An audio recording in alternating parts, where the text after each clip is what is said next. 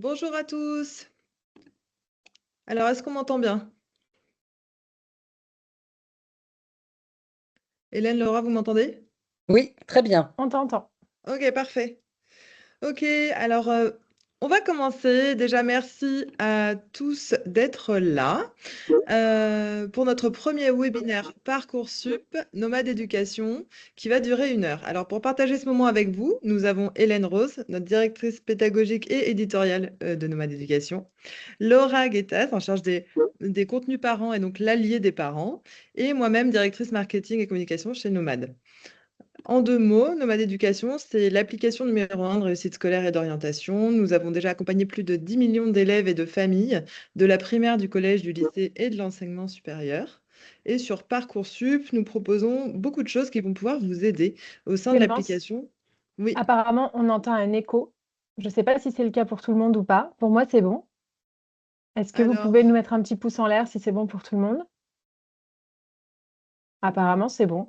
Ok, bon. super. Parfait, Merci. merci. Donc oui, comme je disais dans l'application, vous retrouverez énormément de choses au sein de Nomade Plus, notre abonnement, qui vont pouvoir vous aider sur la candidature Parcoursup de vos enfants. D'abord, chez Nomade Éducation, nous croyons dans l'orientation active. Vos enfants et vous-même pourront aller découvrir tous les cursus du supérieur au sein de l'application et leur programme pour voir si ça correspond vraiment aux intérêts de vos enfants pour faire les bons choix et éviter les erreurs d'orientation. Ensuite, nous avons une rubrique Parcoursup dans laquelle énormément d'informations sont là pour tout comprendre, donc 40 fiches dédiées à Parcoursup pour booster son dossier et tout comprendre à la plateforme. Et enfin, nous venons de lancer notre nouveau module Estime tes chances d'admission Parcoursup qui va permettre à vos enfants et à vous-même de comprendre les chances réelles qu'ils ont d'être admis dans les vœux qu'ils souhaitent rentrer sur Parcoursup. Voilà, je laisse la parole à Hélène qui va vous en dire plus. Bonsoir à tous. Donc, vous avez un enfant en terminale et Parcoursup a ouvert il y a 2 jours donc sa phase d'inscription et de formulation des vœux. Et je suis sûre que les questions arrivent déjà. Par où faut-il commencer? Comment on fait pour ne rien oublier? Comment formuler ses vœux? Est-ce que mon enfant a ses chances d'accéder à la formation de son choix, etc. C'est tout à fait normal. Parcoursup, c'est vraiment une étape importante de l'année de terminale qui est en plus parallèle à la préparation du baccalauréat. Et bien au-delà, c'est un moment décisif du parcours de votre enfant puisque c'est son entrée dans l'enseignement supérieur. Donc c'est légitime que cela suscite beaucoup de questions. Et c'est justement pour ça que nous sommes ensemble ce soir pour essayer d'y répondre au maximum. Donc l'important à retenir, c'est que Parcoursup paraît complexe au premier abord, avec son vocabulaire, ses délais, ses règles et ses milliers de formations et de voies possibles. Mais ce qui est rassurant, c'est que Parcoursup, c'est une procédure très structurée, avec des étapes claires et un calendrier très précis. Donc il n'y a pas d'improvisation, tout est encadré. Ensuite, il est important de savoir qu'il n'existe pas une seule bonne manière de faire Parcoursup. Chaque élève, chaque situation, chaque famille est différente. En revanche, il existe des repères et des stratégies qui vont permettre d'y voir plus clair et d'éviter les erreurs les plus fréquentes. C'est exactement ce que nous allons vous partager ce soir. Voilà, 10 clés simples et concrètes. Donc voilà comment va s'organiser ce webinaire en 10 clés. Donc nous allons parcourir ensemble ces 10 clés et pour vous donner une vision claire et progressive de Parcoursup. Nous allons commencer par le plus simple, donc qu'est-ce que c'est que Parcoursup et comment ça marche vraiment.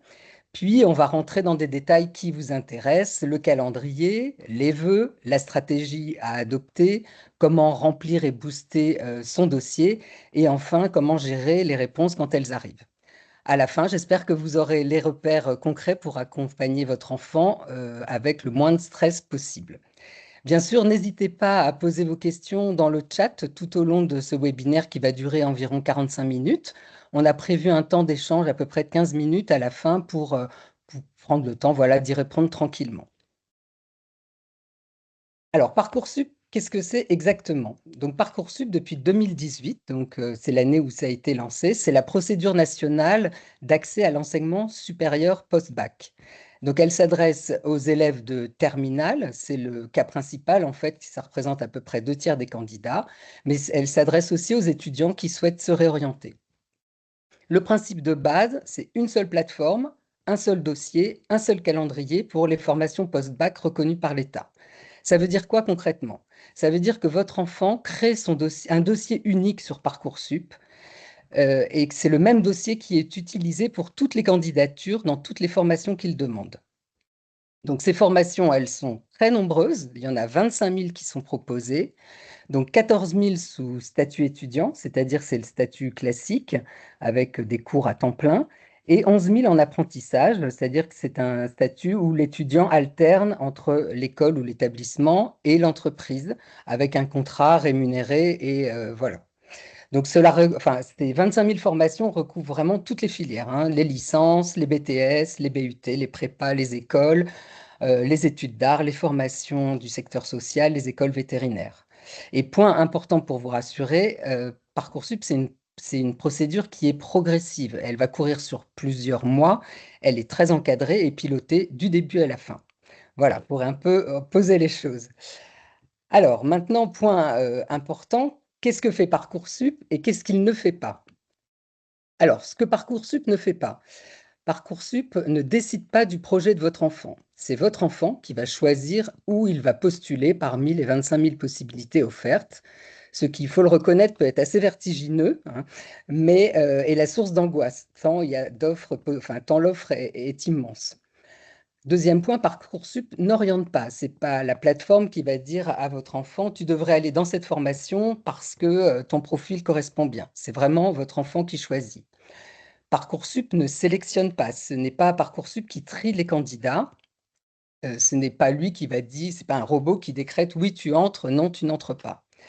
Ce sont les formations, donc les universités, les écoles, les lycées pour les prépas et les BTS, qui vont examiner les dossiers et choisir les élèves qu'elles souhaitent intégrer dans leur filière, et selon leurs critères propres. Ces critères sont définis par les enseignants et les responsables pédagogiques de ces formations qui se réunissent dans des commissions d'examen des vœux ou des jurys à l'intérieur de chaque formation. Donc, c'est ces commissions qui vont classer les candidats et décider de ceux qui seront admis. Les formations, certaines formations peuvent aussi prévoir d'organiser des épreuves de sélection, écrites ou orales, ou les deux, comme c'est le cas pour certaines écoles de commerce, ça, par exemple, le concours Sésame, concours Access, ou des écoles d'ingénieurs, Puissance Alpha, Avenir Bac, ou les instituts d'études politiques, les écoles Veto, etc. Alors, qu'est-ce que fait Parcoursup? Alors, Parcoursup, lui, réceptionne et centralise les vœux des candidats. Il transmet les dossiers aux formations, il récupère les listes de candidats des formations et il applique les règles nationales sur ces listes. Donc, ça va être avec les quotas boursiers, les priorités géographiques quand il y en a, des quotas, par exemple, pour les bacs professionnels qui peuvent accéder plus facilement au BTS ou les bacs technologiques pour les BUT. Et au final, il va transmettre ces réponses aux candidats. Donc, Parcoursup, c'est vraiment une plateforme de mise en relation. Et c'est important de bien comprendre comment se déroule cette procédure. Voilà, alors un exemple concret, votre enfant demande un BUT informatique à Lyon et un BTS SEO à Marseille. Donc, Parcoursup va envoyer son dossier aux deux établissements. L'IUT de Lyon va étudier le dossier, répondre en attente. Le BTS de Marseille va étudier le dossier et dire oui. Donc, Parcoursup va recevoir ces informations des formations et les transmettre à votre enfant dans son dossier sur la plateforme. Voilà. Donc maintenant, je vais vous donner quelques chiffres parce que les chiffres peuvent être très rassurants. Donc, donc ces chiffres, il faut le savoir, concernent essentiellement les lycéens donc de terminale ayant eu leur bac l'an passé. Et donc voilà, c'est pour que vous donner quelques indices clés. Donc en 2025, il y avait environ 980 000 candidats sur Parcoursup, dont 650 000 lycéens et 183 000 candidats en réorientation. Donc c'est important aussi de voir que la réorientation est importante sur Parcoursup. Ça peut être voilà, une deuxième chance si on n'a pas fait le bon choix du premier coup. Alors, on sait que 84% environ des lycéens trouvent que la procédure est stressante, mais à 74%, ils estiment que Parcoursup est utile pour accéder à l'enseignement supérieur. Maintenant, sur les chiffres qui peuvent vraiment vous rassurer, donc en moyenne, les élèves, donc ces lycéens qui ont eu le bac l'année dernière, ont reçu 5,6 propositions d'admission. Et il faut savoir que la première proposition arrive en moyenne en 3,2 jours après le début de la phase d'admission. Ça veut dire que les réponses arrivent vite. Et pour presque 68% des lycéens, ils ont été admis dès le premier jour dans une formation. Alors peut-être pas celle qu'ils souhaitaient, mais au moins dans une formation. Et enfin, à peu près 80% des lycéens avaient reçu une formation la première semaine, une proposition d'admission la première semaine. Donc voilà, au final, 9 sur 10 des bacheliers qui avaient formulé des vœux ont reçu au moins une proposition d'admission, donc plus de 9 sur 10. Donc ça veut dire quoi? Ça veut dire que la très grande majorité des lycéens ne restent pas sans réponse. Ça veut dire que les situations évoluent assez rapidement et qu'on est dans un système qui n'est pas complètement bloqué, où tout le monde attend des mois. Voilà, tout est mis en œuvre pour que la majorité en fait, des lycéens ait une proposition, et même si possible avant les épreuves du bac, ce qui peut toujours être rassurant et leur donner un peu plus de sérénité pour passer toutes leurs épreuves. Alors maintenant, nous allons voir un peu les grandes étapes du calendrier parce que c'est important de les avoir bien en tête pendant toute la procédure. Donc la première phase qui a commencé en octobre et puis surtout à partir du 17 décembre avec l'affichage des formations 2026, c'est ce qu'on appelle la phase d'exploration et d'information. Donc votre enfant a découvert les formations, il a lu ou il continue. D'ailleurs, cette phase, elle peut continuer encore aujourd'hui. Les fiches Parcoursup, il a assisté à des salons, à des journées portes ouvertes. C'est le moment où il s'est vraiment posé la question, qu'est-ce qui me correspond vraiment? Donc, c'est la période de construction de son projet d'études supérieures. La phase 2, c'est celle dans laquelle on se trouve actuellement depuis 2 jours. Donc, c'est la phase de formulation des vœux, enfin d'inscription, de formulation des vœux et de finalisation des dossiers. Donc, cette période, elle a commencé il y a 2 jours et elle va durer jusqu'au 1er avril, minuit. Voilà. Alors, cette période, elle se découpe en 2 temps. Donc, de maintenant jusqu'au 12 mars minuit, votre enfant va s'inscrire et sur la plateforme et il va saisir ses vœux. Alors, attention à la deadline du 12 mars minuit. Après cette date, il n'est plus possible de rajouter des vœux. On peut en supprimer, mais on ne peut plus en rajouter. Donc, très important. Et ensuite, dans la deuxième phase, du 13 mars au 1er avril, il va finaliser son dossier. Alors, évidemment, il peut commencer à finaliser son dossier dès maintenant, en fait, hein. Il peut compléter ses dossiers, commencer à rédiger ses lettres de motivation, etc. Mais il y aura une deadline le 1er avril à minuit pour à la fois finaliser ses dossiers, donc tout remplir, et confirmer tous les vœux qu'il souhaite confirmer. Donc, un point clé important, un vœu qui n'a pas été confirmé le 1er avril n'est pas transmis aux formations. Donc, il faut vraiment être très vigilant. À compter de la phase du 2 juin, c'est le début des réponses des formations, c'est la phase d'admission, la phase 3. Donc, le 2 juin, les réponses des formations commencent à tomber. Et votre enfant reçoit les premières propositions et où soit il va être admis, soit il va être sur liste d'attente, soit il aura des refus. S'il a des vœux en attente, du 5 au 8 juin, on va l'inviter à classer ses vœux en attente par préférence et parce que c'est destiné à accélérer un peu le processus, voilà, toujours dans cet objectif que ça aille vite et que les places se libèrent vite pour les autres candidats. Le 9 juin, les vœux qui n'auront pas été classés, les vœux en attente qui n'auront pas été classés seront supprimés.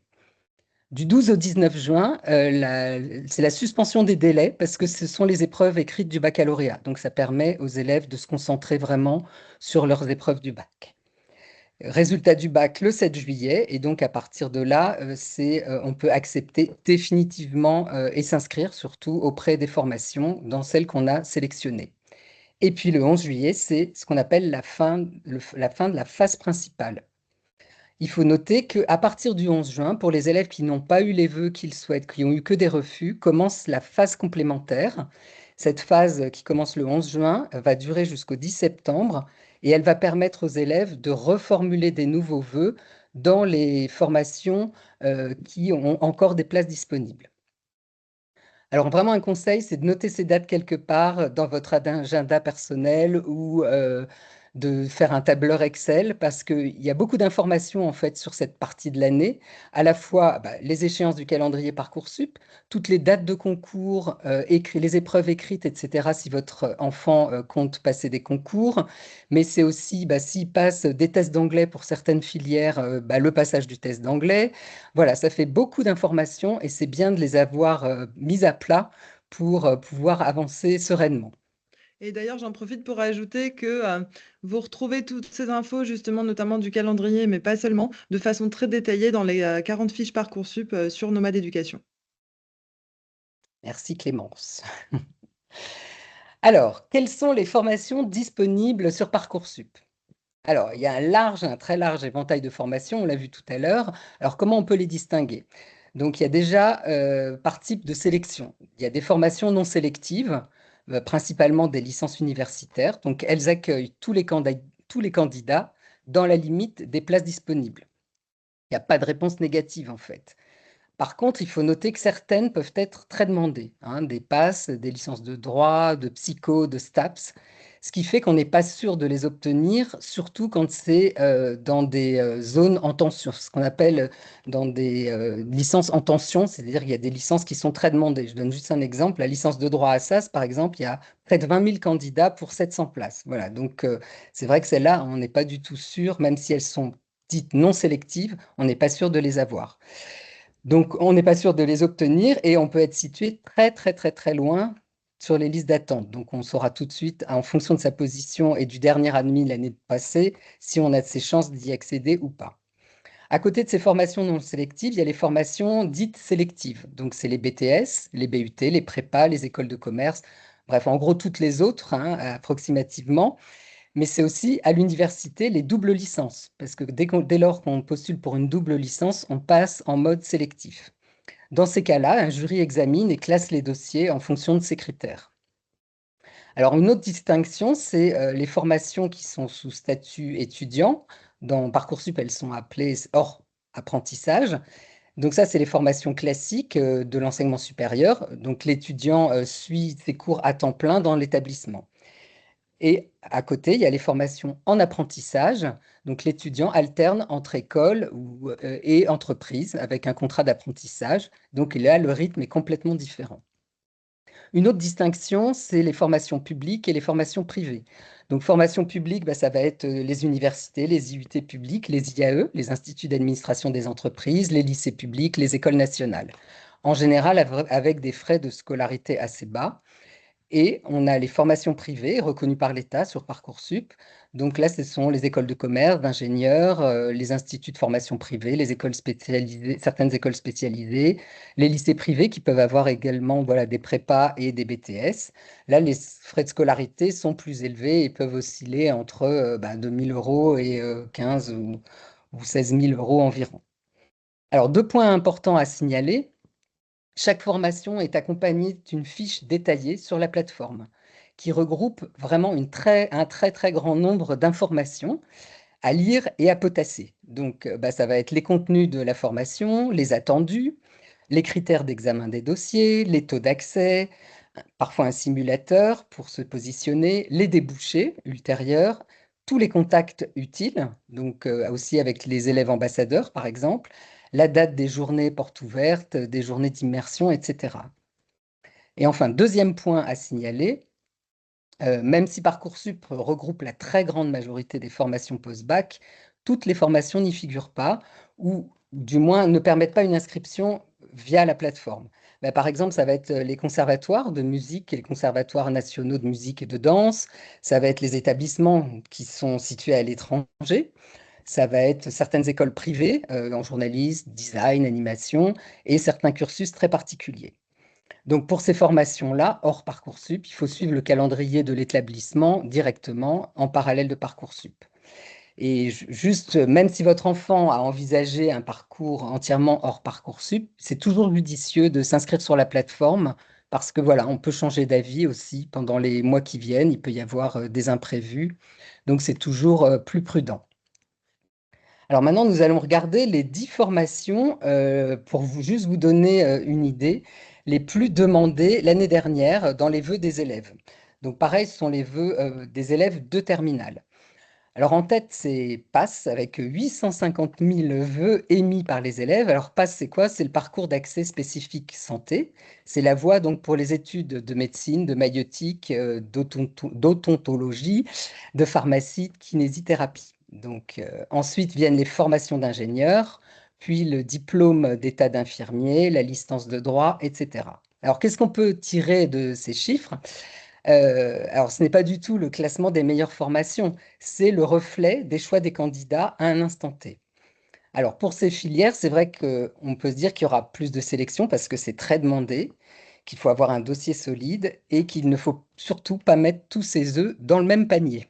Donc voilà, on va revenir à la stratégie de vœux dont nous vous parlerons tout à l'heure et qui est très importante.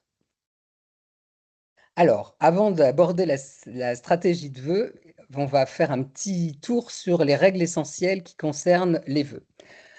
Alors voilà comment ça marche pour les vœux. Chaque candidat peut formuler jusqu'à 10 vœux principaux et 20 sous-vœux, plus 10 vœux en apprentissage.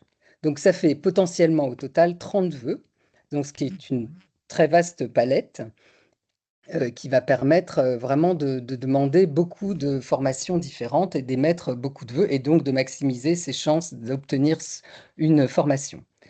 Alors, le point clé numéro 1, et c'est très important, les vœux ne sont pas hiérarchisés.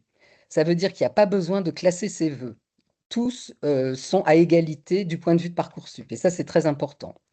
Le point clé numéro 2, c'est que la date de saisie du vœu n'a aucun impact. C'est-à-dire, si vous remplissez le vœu le 21 janvier, il n'a pas plus de chances d'aboutir qu'un vœu rempli le 10 mars. En revanche, ce qui est important de souligner, c'est que plus on commence tôt à constituer son panier de vœux, plus on est serein et moins on est dans la panique. Donc c'est bien de commencer tranquillement, ça laisse le temps, il y a presque 2 mois, pour réfléchir et mettre en place son panier de vœux. Point clé numéro 3, très important, les vœux sont confidentiels. C'est-à-dire que chaque formation ne voit que le vœu qui la concerne. Elle ne sait pas du tout quels autres vœux votre enfant a formulés. Donc, pour vous donner un ordre d'idée, l'an dernier, en moyenne, les lycéens ont formulé plus de 14 vœux, sous-vœux compris, hein, et ça montre que voilà, ils ont pleinement exploité les possibilités qu'on leur offrait. Et voilà, ça montre qu'on peut vraiment, pour maximiser ses chances, autant formuler le plus de vœux possible. Et pour les lycéens de la voie générale, d'ailleurs, c'était encore plus, je crois que c'était jusqu'à 17 vœux par élève en moyenne. Alors, les vœux peuvent être de deux natures. Il peut y avoir des vœux dits simples et des vœux dits multiples. Alors, qu'est-ce que sont les vœux simples? Alors, les vœux simples, ce sont des vœux qui correspondent à un vœu égale une formation dans un établissement. Par exemple, la licence de droit à l'université de Rennes 2. Ça, c'est un vœu. Le vœu multiple, c'est un vœu est égal à une même formation proposée dans plusieurs établissements. On appelle ça des sous-vœux, les établissements. Exemple, je demande le BUT informatique, c'est un vœu, et je demande le BUT d'Amiens, de Lille, de Rennes, de Dijon, ça fait 4 sous-vœux. Pourquoi ça fonctionne comme ça? Parce que je vise exactement le même diplôme, juste dans des villes différentes. Alors, pour quelles filières ces vœux multiples sont courants? Pour les BTS, par exemple, pour les BUT, pour les prépas, pour les DCG, pour les DENMAD, donc les formations en arts appliqués, voilà, et pour d'autres formations également. C'est un bon système parce que ça permet d'élargir les candidatures de votre enfant sans consommer trop de vœux dans son compteur de 10. Important à signaler, pour ces vœux, il n'y a pas de priorité géographique. C'est-à-dire que pour les vœux sélectifs et ces vœux multiples, on peut postuler à travers toute la France. À noter également, et c'est important parce que c'est rassurant, il y a un compteur intégré dans le dossier de votre enfant, donc qui va permettre de suivre en fonction des vœux qu'il intègre, le nombre, d'évaluer son quota. Alors à côté donc parmi les vœux multiples, il y a aussi des vœux multiples particuliers. Ce sont des vœux multiples avec des sous-vœux illimités. Donc ceux-là, ils sont importants parce qu'en fait, ils vont encore vous permettre à votre enfant de postuler dans plusieurs endroits et sans gaspiller de vœux. Alors, évidemment, tout dépend des filières dans lesquelles ils postulent. Mais par exemple, il faut noter que pour la filière PASS, la médecine qu'on a vue, études de santé, je veux dire, qui est très pris au niveau national, il y a le cas particulier en Île-de-France, c'est-à-dire que le nombre de PASS et de LAS peut être demandé sans limite dans les établissements de la région et que cette région, elle est instituée comme une seule entité regroupant les 3 académies, Paris, Versailles, Créteil. C'est le cas des vœux multiples, ça s'adapte aussi pour les IFSI, les instituts de formation en soins infirmiers. Donc, un vœu, c'est un regroupement d'IFSI. Donc, c'est au général au niveau territorial. Et votre enfant peut en demander 5 différents. Et à l'intérieur de chaque regroupement, les sous-vœux sont illimités. Pareil pour les écoles. Les concours communs d'école, vous allez faire un vœu, ce sera un concours commun, par exemple le concours Sésame ou Puissance Alpha ou autre. Et à l'intérieur, le nombre d'écoles est illimité. Donc l'intérêt, ça permet de maximiser vraiment ses chances sans se limiter à 10 formations. Alors maintenant, on va passer au cœur du système avec la stratégie de vœux. Donc, on a vu comment il fonctionnait. Maintenant, quels sont les bons réflexes à adopter pour maximiser ses chances?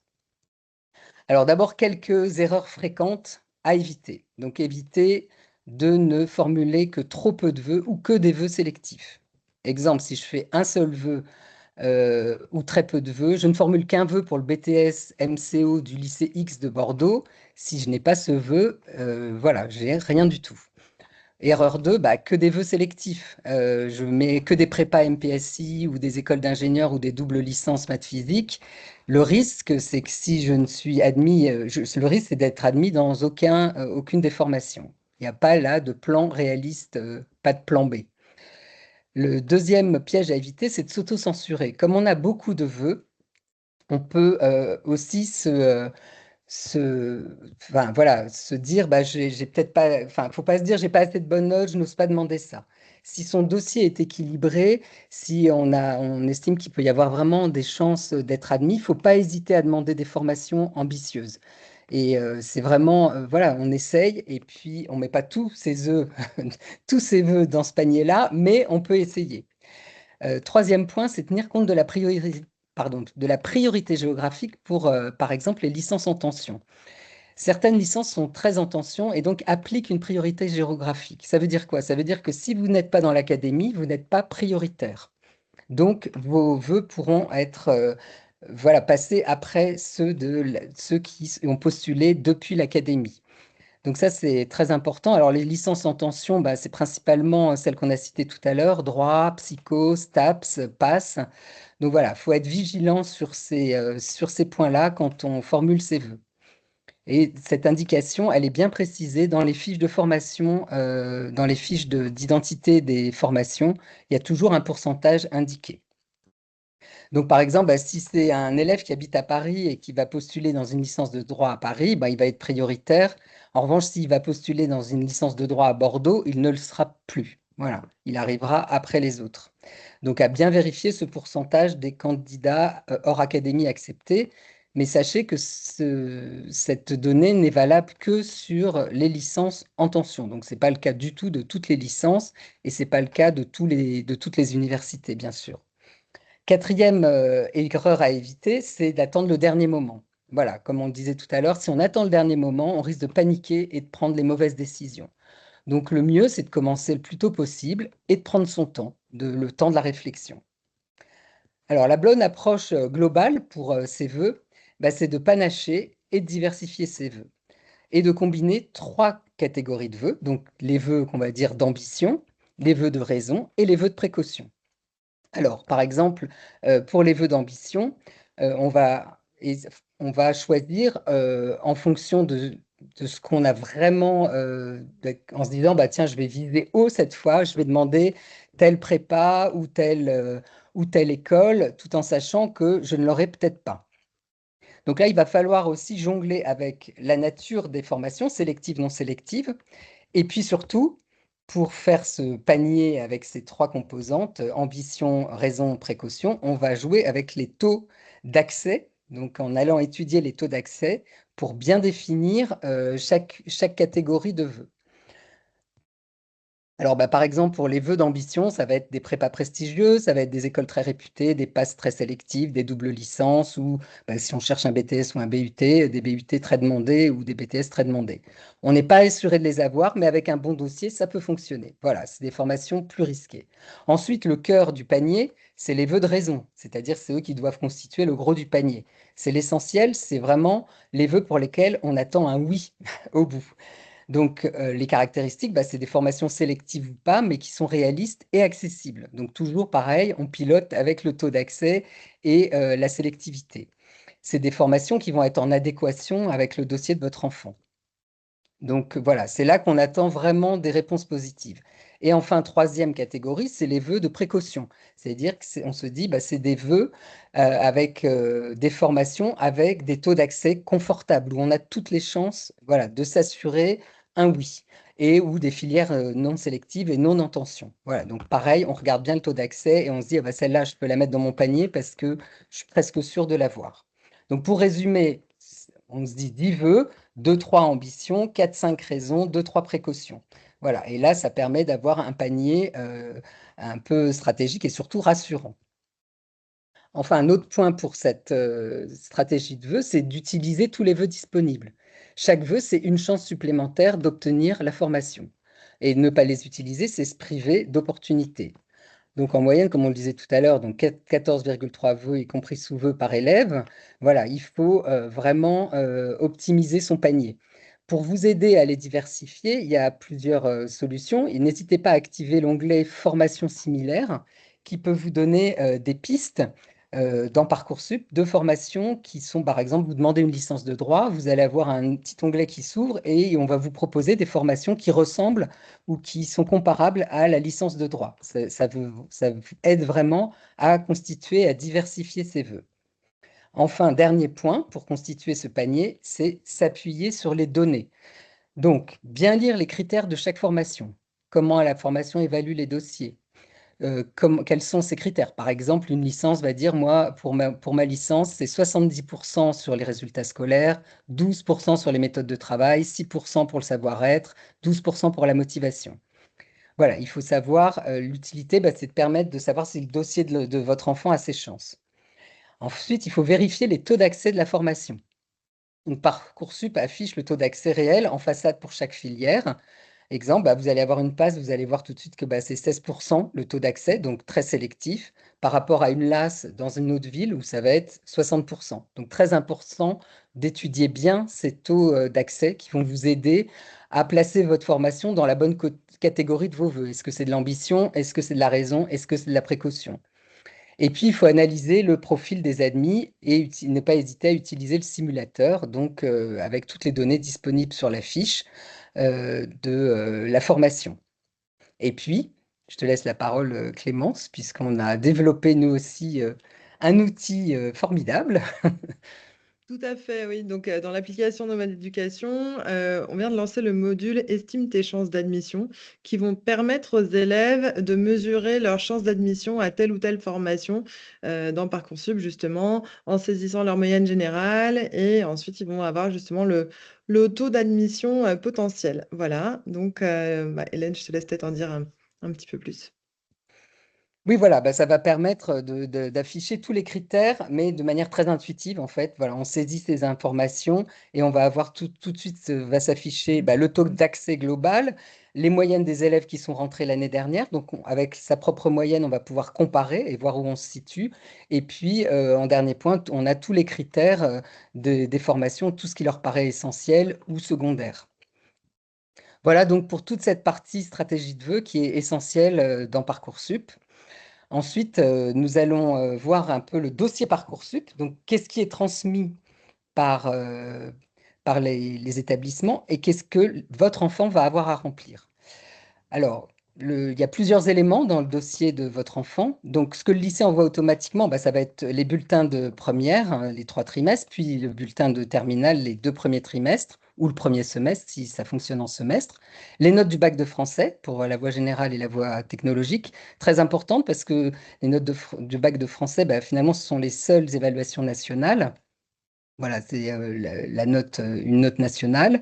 Les notes et les appréciations des professeurs, donc très importantes. Les notes, bah, ça donne les résultats. Les appréciations, ça donne plus du contexte. Ensuite, il y a la fiche à venir. Donc, elle est remplie par chaque professeur et le chef d'établissement, chaque professeur principal et le chef d'établissement. Elle synthétise l'avis des enseignements sur chaque vœu. Donc, chaque vœu ou chaque sous-vœu de votre enfant, à chaque vœu et chaque sous-vœu de votre enfant va être associée cette fiche à venir qui est très importante. Alors, elle est transmise avant le 1er avril par l'établissement. Elle n'est pas visible avant le 1er avril vous ne pouvez pas la regarder. En revanche, elle est consultable à partir du 2 juin, à partir du moment dans la phase d'admission. Il y a aussi la certification PICS, donc quand elle a été passée par les élèves. Alors ça, c'est toute la partie transmise. Après, il y a ce que l'élève doit remplir. Donc, il peut y avoir des questionnaires ou des tests d'autopositionnement pour certaines formations. Il faut bien le savoir. De toute manière, tout est bien indiqué dans chacun des vœux de vos enfants dans son dossier. Donc, ce n'est pas transmis aux formations, mais c'est plutôt une étape pour que votre enfant réfléchisse et voit un peu ce qu'on attend de lui dans ses formations. Alors, deuxième point très important, c'est la rubrique engagement, activité, centre d'intérêt. Ça, c'est vraiment un espace à ne pas négliger où votre enfant va valoriser ce que les bulletins ne montrent pas. Donc, c'est classé en 4 axes, hein, c'est très développé. On peut vraiment y ajouter beaucoup de choses.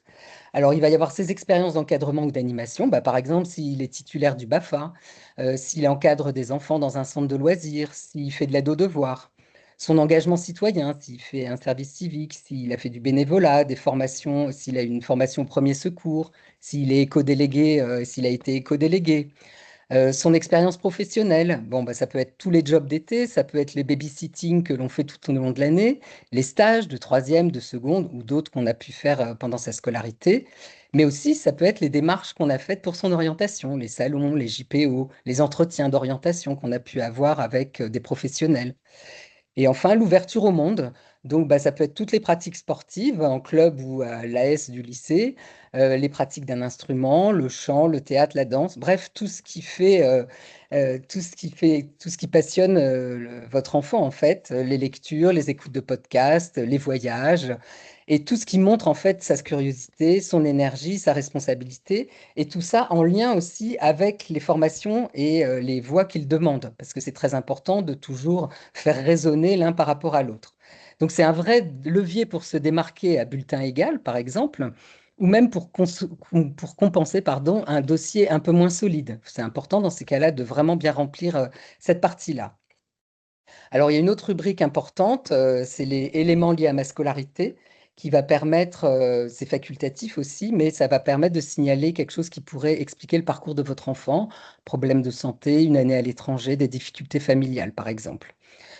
Enfin, il y a la lettre de motivation, on va y revenir dans les slides suivants. Et puis les pièces spécifiques selon la formation. Donc, bah, ça peut être un CV, un portfolio pour les formations d'art ou des frais d'inscription à un concours. Donc, vraiment important, je réinsiste sur la partie aussi activité parce que ça peut vraiment être un plus et que voilà, quand une formation reçoit des dossiers similaires, ça peut vraiment faire la différence et puis valoriser le parcours de votre enfant en dehors du système scolaire. Alors, la lettre de motivation, c'est toujours l'exercice un peu redouté par les élèves. Alors, à noter déjà qu'elle n'est pas toujours obligatoire, elle n'est pas systématique, elle n'est pas demandée quand les formations ne l'exigent pas explicitement. Quand elle est demandée, son format en général, c'est autour de 1500 caractères, ça fait à peu près 200 mots. Et le format attendu, rassurez-vous, est toujours précisé dans le dossier de vos enfants. L'objectif de la lettre, bah, c'est simplement de montrer la motivation réelle du candidat, en fait, par rapport aux formations qu'il demande, sa compréhension du cursus et de ses débouchés, et la cohérence de son projet. Voilà, au-delà des notes, elle aide à mieux saisir la démarche de l'élève, en fait. Alors, on attend plutôt un texte personnel et spécifique, pas trop de copier-coller en générique entre vœux, parce que voilà, c'est entre demander une prépa et demander une école, voilà, c'est pas du tout la même chose, donc il faut réadapter sa lettre. Et l'autre intérêt que ça peut avoir, c'est que ce moment où on va rédiger cette lettre, où on va être obligé de vraiment regarder la fiche de formation, Ça permet aussi de vérifier, de clarifier sa motivation réelle. Votre enfant va vraiment étudier, réfléchir, lire la fiche en profondeur et se projeter concrètement dans ce cursus. Alors, quelques conseils rapidement pour cette lettre de motivation. Donc, il est très important de s'appuyer sur la fiche de formation, donc qui notamment donne les attendus, va expliquer les programmes et les cours dispensés pendant les années à venir. Et il y a notamment une rubrique qui s'appelle Conseils aux étudiants où vous allez pouvoir trouver des éléments d'inspiration. Voilà, il y a tout le programme, les matières, les projets, les débouchés. Donc, ces mots-clés vont pouvoir structurer votre lettre. Il faut bien personnaliser que votre lettre soit spécifique à la formation, donc citer le nom de l'établissement, mentionner le parcours spécifique ou l'option visée, valoriser une spécificité pour bien montrer que vous avez parfaitement compris pourquoi vous postuliez à cet endroit-là. Et puis, il faut parler de soi, bien sûr, de ses expériences concrètes, stages, jobs, projets scolaires, engagements, toujours les relier à la formation pour que ce soit cohérent et pertinent. Exemple, j'ai travaillé comme vendeur pendant 2 étés, ce qui m'a montré l'importance de la relation client et m'a confirmé mon envie de poursuivre en management commercial, par exemple, si on postule pour un BTS MCO.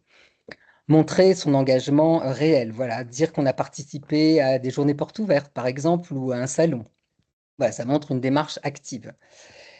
Et donc, utiliser au maximum tous les caractères disponibles parce que c'est court de 100 mots, donc il faut vraiment exploiter au maximum.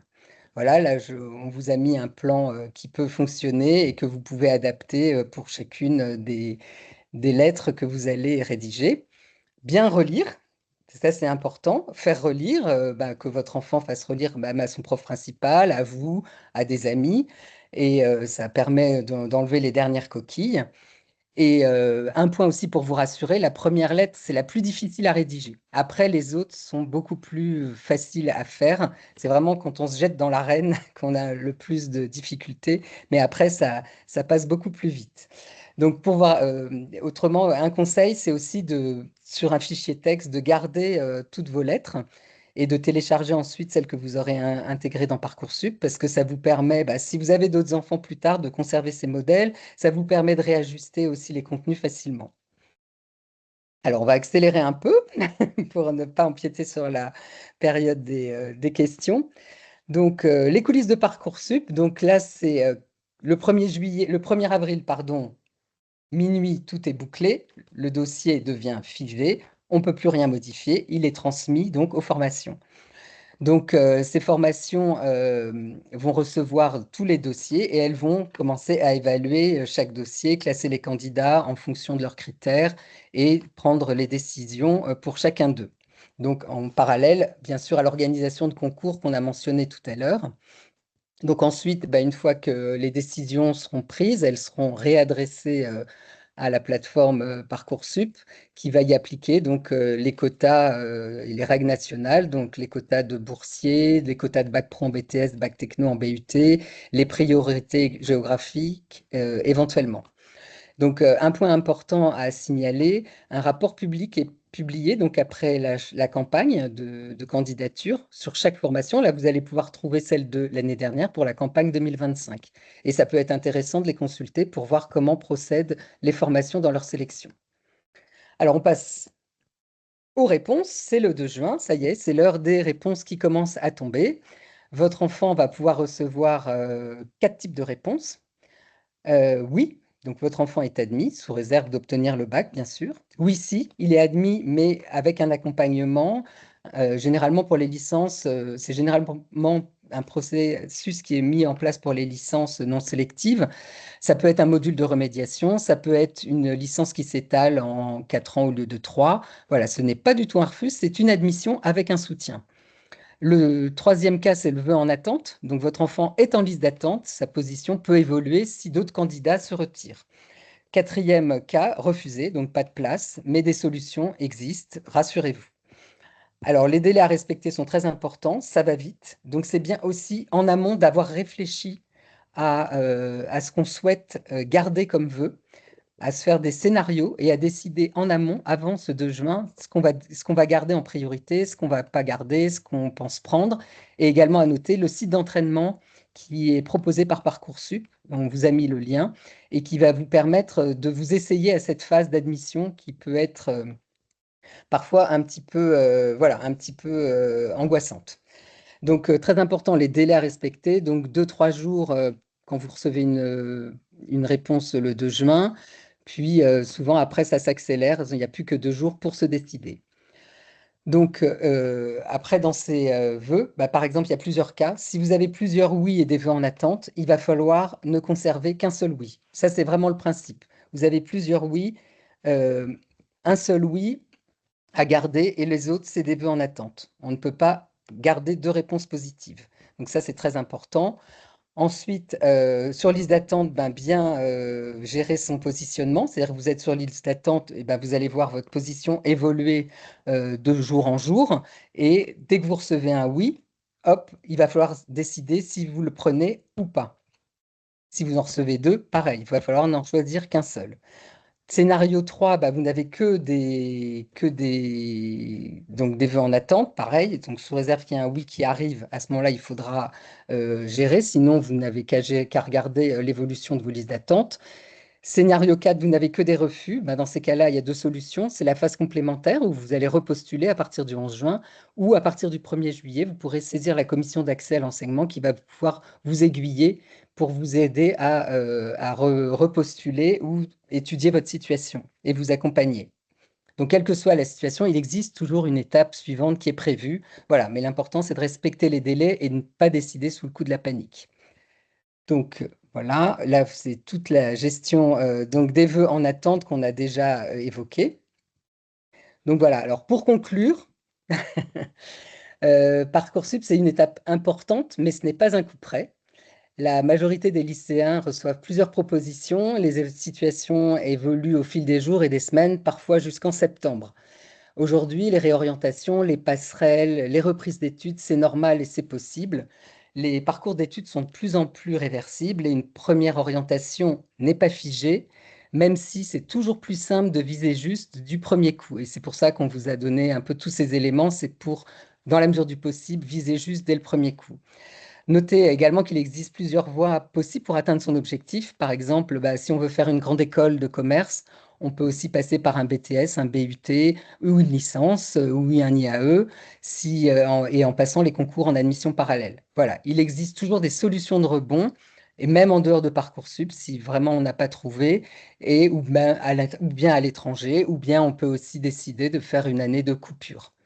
Donc voilà, le message clé, c'est de se dire qu'il y a toujours une piste possible, même quand le chemin ne se déroule pas exactement comme prévu. Voilà, je ne voulais pas trop empiéter sur la période des questions. Ok. Bon, alors je vais te remonter les questions qu'on a eues, Hélène. Donc la première Oui. question, c'était concernant les inscriptions dans le privé. Faut-il d'abord choisir sur Parcoursup ou l'établissement?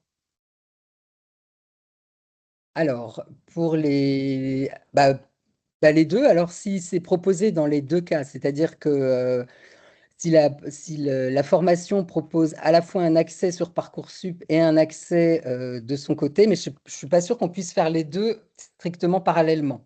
Donc, c'est peut-être un cas particulier. Là, je n'ai pas forcément la réponse. Ok. N'hésitez pas à nous dire dans la conversation si ça a répondu ou Oui, non, si vous voulez clarifier votre question. préciser, Je passe voilà. à la Oui. suivante. La suivante, c'est les quotas, donc boursiers, nombre d'élèves à chaque fois, sont appliqués par Parcoursup. Et si oui, ce ne sont pas les établissements du supérieur qui régulent ces quotas. Alors, ces quotas, oui, sont appliqués par Parcoursup une fois que les établissements ont effectué leur sélection.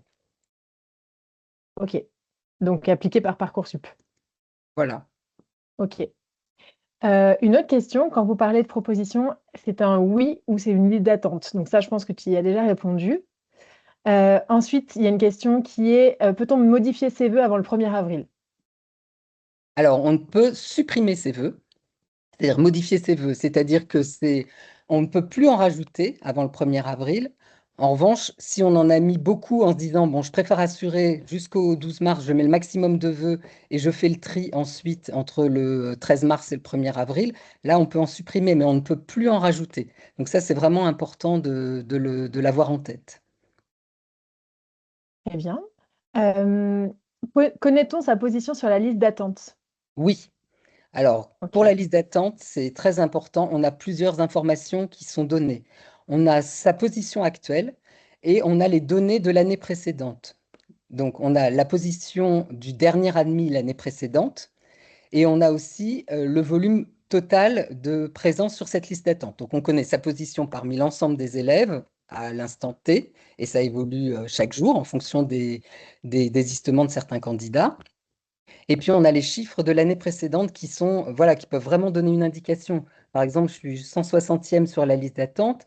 L'année passée, je vois qu'on a pris le rang du dernier admis est 240e. Voilà, je me dis que là, j'ai mes chances d'être pris. Voilà, c'est indicatif, mais ça donne quand même des grandes tendances. En revanche, si je suis 245e, ça ne veut pas dire que je ne serai pas pris, mais voilà, c'est plus aléatoire. Ok. Peut-on remplir un vœu et y revenir pour compléter ou modifier? Donc, la réponse est on peut le Oui, modifier. voilà. Alors, si par exemple on remplit un vœu aujourd'hui, et puis on remplit on constitue le dossier. Le 12 mars, enfin après le 12 mars, on veut faire un changement sur ce vœu, mais à l'intérieur du vœu, c'est-à-dire apporter une précision sur une lettre de motivation, etc. Oui, c'est-à-dire jusqu'au 1er avril, concernant les indications enfin les documents à l'intérieur du vœu, on peut modifier. En revanche, on ne peut pas, là jusqu'au 12 mars, on peut enlever, rajouter des vœux comme on veut. Après, on ne peut plus. Voilà, une fois que les vœux ont été choisis, on ne pourra plus en rajouter du 13 mars au 1er avril. On pourra juste les modifier à l'intérieur. Ok. La confirmation des vœux peut-elle se faire entre le 12 mars et le 1er avril ou seulement le 1er avril? Donc, c'est bien entre les deux dates. Voilà, 1er avril, minuit, tout est fini. Voilà, tout est terminé côté élève pour cette période de candidature. Après, voilà, ça va être la gestion des réponses. Ensuite, on a une question assez spécifique. Donc, licence droit égale un vœu. Licence droit Assas, Sorbonne, Nanterre, 3 sous-vœux. Non. Ok. Voilà, licence droit Nanterre, un vœu, licence droit Assas, un vœu, licence droit, je ne sais plus quelle était la dernière ville, c'est un vœu. Voilà, c'est la licence de droit, c'est les licences en général, sauf exception, c'est une licence dans un établissement. Comment savoir si le taux d'accès est en adéquation avec le dossier et à partir de quel pourcentage un taux d'accès est important? Ah, ce qu'on peut se dire, c'est que voilà, si on voit un taux d'accès à 16%, c'est-à-dire que 16% des élèves sont admis, il faut regarder confronté aussi avec son dossier à soi, en fait, regarder si ça concerne la filière générale, la filière technologique ou la filière professionnelle. Donc, il faut affiner en fonction de son propre dossier. Se dire que 60%, c'est voilà, c'est des filières assez ouvertes. Il y a des filières qui sont à 100%. Hein. C'est vrai qu'il y a plein de licences où tous les candidats sont admis. Après, voilà, quand on est 50%, on se dit c'est 1 sur 2 en fait. Donc, on évalue en fonction du dossier de son enfant, les chances d'accès. On a une autre question sur le simulateur. Est-il en lien avec les notes réelles des élèves, notes bac, français, deuxième trimestre, terminale, etc. ou bien simplement avec la moyenne avec le curseur? Alors, le simulateur dans Parcoursup, c'est bien ce qui est précisé, c'est la moyenne générale, en fait, qui est évaluée par l'élève, en fait, parce que ce n'est pas les notes du dossier qui sont remontées, c'est vraiment voilà, l'élève qui rentre sa moyenne. Donc, ce qui permet de faire des simulations, justement, de se dire, tiens, je pense que je vais avoir 14 de moyenne générale à peu près. Voilà, c'est indicatif en fait. C'est pour aider les élèves à se situer par rapport aux formations et à voir leurs chances d'accès. Très clair. Ensuite, on a une question, même 2 questions qui concernent, la catégorie des engagements, donc c'est-à-dire, un peu on the side du projet. Donc, est-ce que ça pèse vraiment dans le choix, la catégorie engagement? Et pour les engagements, faut-il des justificatifs? Si l'enfant s'est, engagé dans une association ou autre? Alors, cette rubrique, donc engagement et activité et centre d'intérêt de votre enfant, oui, elle est importante. Après, voilà ce que je disais tout à l'heure, peut-être qu'il y a certaines formations qui ne les regardent pas. En revanche, à bulletin à égal, ça peut être vraiment déterminant de la remplir et ça peut faire la différence. Euh, et sur ces engagements, non, les justificatifs ne sont pas demandés. En revanche, ils peuvent être demandés par les formations ultérieurement. Donc, faut faire attention quand même. Voilà, ils ne sont pas demandés spécifiquement au moment de la rédaction de la rubrique, mais peuvent l'être par la formation après coup. Ok. Je vais accélérer un peu parce qu'il semblerait qu'il ne reste que 5 minutes. Donc, est-ce que s'il y a des sous-vœux, même formation, mais multiples établissements, faut-il une lettre ou plusieurs lettres, autant de sous-vœux qu'il y a de lettres? Normalement, alors s'il y a une lettre demandée, oui, c'est une lettre par sous-vœu. Enfin, tout ça, c'est bien précisé dans le dossier au moment où votre enfant va choisir ses vœux, ça va bien être précisé.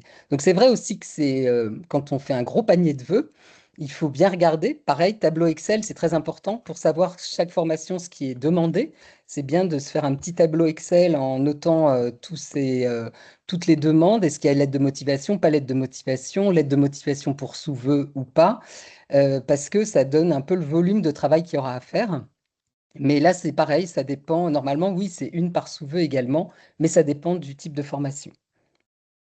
Très bien. Est-ce que tu peux remettre la slide 21, c'est-à-dire celle des dates, s'il te plaît, le temps qu'on continue les questions, parce que certains ont besoin de prendre des notes. Les dates, c'était celle-ci. Je pense que c'est ça, oui. Est-ce qu'il est conseillé de faire une lettre de motivation même si elle n'est pas demandée?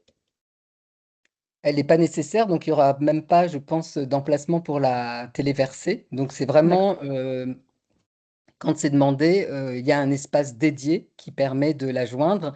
Autrement, normalement, il n'y a pas de pièces. Voilà, tout est formaté pour que ne soient mises que les pièces nécessaires. Sauf Ok. si la formation va demander un portfolio par ailleurs, par exemple. Ça, c'est un petit peu un cas spécial. Ok. On parle d'année de coupure juste ensuite. Est-ce Mais qu'on peut se réinscrire sur Parcoursup après une année de coupure? Et si oui, quelles conséquences elle peut avoir sur la candidature? alors pour l'année de césure, il y a deux cas. Soit c'est une année que vous allez demander d'emblée, c'est-à-dire que là, vous vous inscrivez sur Parcoursup et vous savez que l'année prochaine, vous allez faire une demande de césure, c'est-à-dire vous comptez partir par exemple un an à l'étranger ou vous engager dans une association humanitaire ou autre chose. C'est un cas qui est prévu par Parcoursup. C'est-à-dire que vous postulez comme si vous alliez faire votre rentrée dans l'établissement. Mais au moment de saisir vos vœux, vous allez signaler que vous demandez une année de césure. La formation ne va pas avoir cette information-là. C'est-à-dire que vous postulez comme si vous ne demandiez pas l'année de césure. Et au moment où la formation, si la formation vous accepte et que vous-même vous acceptez, que votre enfant accepte cette formation, à ce moment-là, la formation va être informée qu'il y a une demande de césure. Donc là, elle peut vous demander en plus une lettre de motivation ou pas, voilà, pour affiner cette césure. Mais en tout cas, quand vous postulez ce cas-là, où vous demandez une césure d'emblée au moment de la saisie du vœu, la formation 1 n'est pas au courant, elle le sera au moment où vous acceptez la proposition et qu'elle vous accepte vous. Et à partir de là, elle peut vous demander une lettre de complément ou pas et dire oui, j'accepte. Si jamais vous n'êtes pas pris, si jamais elle n'accepte pas votre césure, vous êtes pris quand même comme voilà à la rentrée, hein. Donc très important. Et après, il y a le cas où vous ne demandez pas de césure sur Parcoursup. Si vous revenez dans un an pour postuler, à ce moment-là, oui, c'est tout à fait pris en compte. Vous pouvez vous réinscrire sur Parcoursup. Mais c'est très important de savoir qu'on peut d'emblée demander une césure en formulant ses vœux. Clément, si tu veux intervenir. Tout à fait. Alors, merci à tous pour votre participation. On va devoir s'arrêter là. Sachez que vous allez recevoir par mail le replay du webinaire et aussi la présentation ainsi qu'une réduction vous permettant d'accéder à l'abonnement qui donne accès à la rubrique Parcoursup, toutes les fiches et bien d'autres éléments, bien sûr. Donc, merci à tous. Merci à Hélène et Merci Laura beaucoup. pour les conseils pertinents et à très vite. Bonne soirée. Merci, bonne soirée. Au revoir. Bonne soirée.